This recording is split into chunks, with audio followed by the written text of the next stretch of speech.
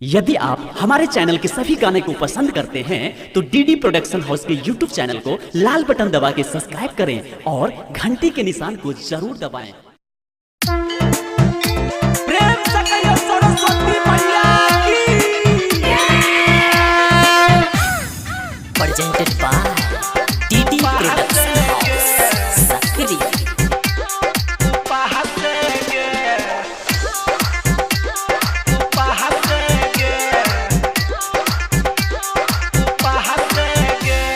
एक बार दूर से हम एलहूं तोर दूरा नीप सजेलहूं एक बार दूर से हम एलहूं तोर दूरा नीप सजेलहूं तैयो हमरा से रहला तू किया गे उदास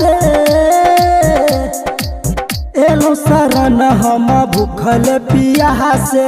कथी ले रखल उपास गे एलो शरण हम भूखल पियास कथी ले रखल उपास गे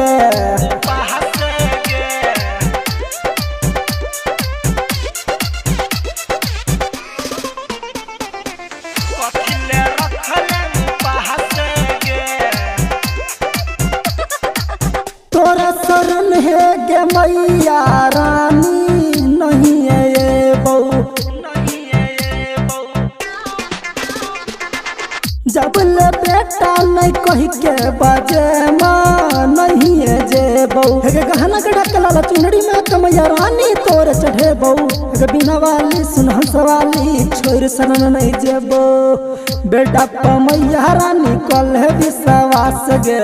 कथी ला रखल उपास गे एलो शरण हम भूखल पियास कथी ले रखल उपास गे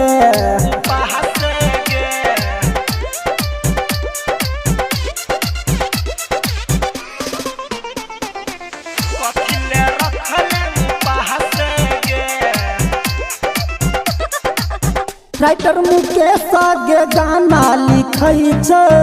देखी न राम मोहन बेटा गीतिया गबै छ सुनहि न रमन सुहसवा यमिन विकसवा शंकर पाठ करै छौ नयन के खोलहि हिरवा के देखी नित दिन चरण धोबै छौ मुन्ना डीजे पतहर गीतिया बजलियो तैयो तू रहल निराश गे एलो शरण हम भूखल पियास कथी ले रखल उपास गे एक बार दूर से हम एलहूं तोर दूरा नीप सजेलहूं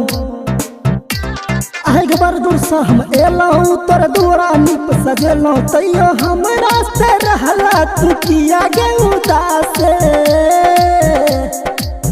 एलो शरण हम भूखल पियास कथी ले रखल उपास गे एलो शरण हम भूखल पियास कथी ले रखल उपास गे recording by DD production house Sakri 97 084 45 722।